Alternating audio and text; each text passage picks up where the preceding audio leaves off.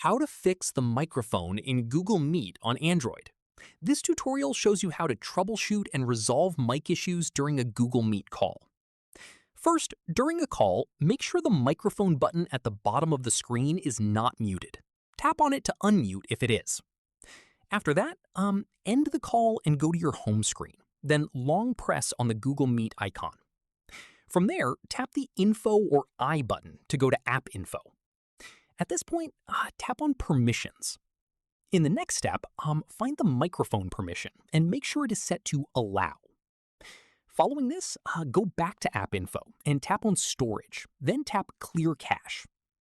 Once done, tap Force Stop and confirm to completely close the app. From here, restart your device by long pressing the power button and tapping Restart. Finally, once your device is back on, open Google Meet and join a call to test your microphone. It should now be working properly. And that's it. If this Android guide helped you fix your microphone in Google Meet, give it a like, subscribe for more Android tutorials, and tap the bell icon for updates. See you in the next one.